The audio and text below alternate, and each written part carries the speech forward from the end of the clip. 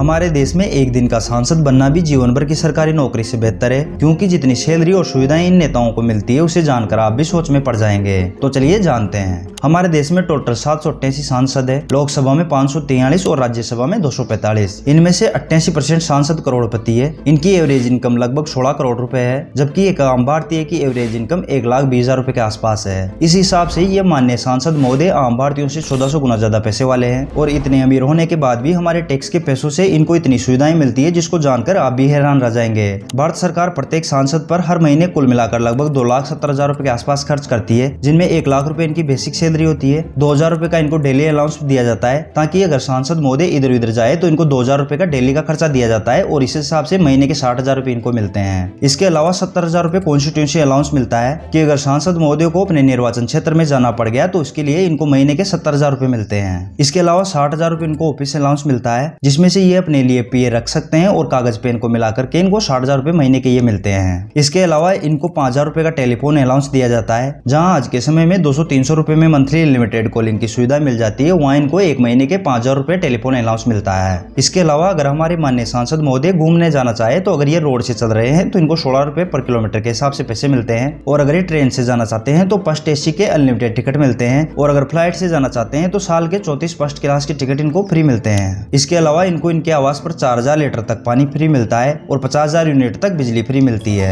कुल मिलाकर लगभग हर चीज फ्री मिलती है। सैलरी अलग से मिलती है, ऑफिस जाने के लिए मिलते हैं, निर्वाचन क्षेत्र में जाने के लिए मिलते हैं, खाने के लिए मिलते हैं, पीने के लिए मिलते हैं, रहने के लिए आवास मिलता है, मोबाइल के लिए मिलते हैं, बिजली के लिए मिलते हैं, और ये सब मिलने के बाद भी अगर सांसद साहब रिटायर हो जाते हैं तो इनको पेंशन भी मिलती है। पेंशन का नाम सुनकर आपको लग रहा होगा कि शायद 30-40 साल नौकरी करने के बाद मिलती होगी, लेकिन ये नियम इनके लिए लागू नहीं है। ये नियम तो आम भारतीयों के लिए लागू है। ये अगर एक दिन के लिए भी सांसद बनकर रिटायर होते हैं तो इनको पेंशन मिलती है, और अगर ये दोबारा सांसद बन जाते हैं और रिटायर हो जाते हैं तो दोबारा पेंशन मिलती है। जितनी बार सांसद बनेंगे उतनी बार पेंशन मिलेगी। आपने कभी ऐसा नहीं देखा होगा कि किसी को सैलरी और पेंशन एक साथ मिल रही हो, लेकिन इनको मिलती है, क्योंकि अगर ये पहले एमएलए थे, विधायक थे, और अब सांसद बन गए तो विधायक से रिटायरमेंट हो गए तो उसकी पेंशन मिलती है, और सांसद की सैलरी यानी कि पेंशन और सैलरी साथ साथ मिलती है। ये सब जानने के बाद आपने सोचा होगा कि आखिर इनकी सैलरी बढ़ाता कौन है, कौन देता है इनको इतनी सुविधाएं? ये खुद ही सरकार है। जब भी इनको इनकी सैलरी बढ़ानी होती है या कोई अलग से सुविधाएं लागू करनी होती है इनके लिए, तो ये खुद ही कर लेते हैं। उसके लिए ये बिल लाते हैं और सभी सांसद महोदय उसके पक्ष में वोट करके उसको पास करा लेते हैं। संसद में जब भी कोई बिल आता है तो कोई उससे सहमत होता है, कोई नहीं होता है, कोई उसके समर्थन में वोट करता है, कोई विरोध में। कुछ ही बिल ऐसे होते हैं जिनमें सब सांसदों की सहमति होती है, और उन बिलों में से एक बिल है इनकी सैलरी बढ़ाने का, जिससे ये सभी सांसद महोदय सहमत हो जाते हैं। जब हमारे देश की रक्षा करने वाले सैनिकों को अग्निवीर बना दिया गया है, जिनमें से 75% को 4 साल की सेवा करने के बाद रिटायर कर दिया जाता है, उनके लिए कोई पेंशन योजना नहीं है, तो क्या इन नेताओं को भी संसद वीर नहीं बना देना चाहिए? क्योंकि इनकी सैलरी और पेंशन का भुगतान करते करते आम भारतीयों की हालत खराब हो रही है। जब देश की रक्षा करने वाले सैनिकों की पेंशन देश के लिए बोझ हो सकती है, तो इन नेताओं की पेंशन क्यों नहीं? जो नेता एक दिन के लिए भी सांसद बनाए उसकी पेंशन का बोझ देश को क्यों उठाना चाहिए? कमेंट करके अपनी राय जरूर दे, और अगर आपको वीडियो पसंद आया हो तो वीडियो को लाइक करिए और अपने दोस्तों के साथ शेयर करिए।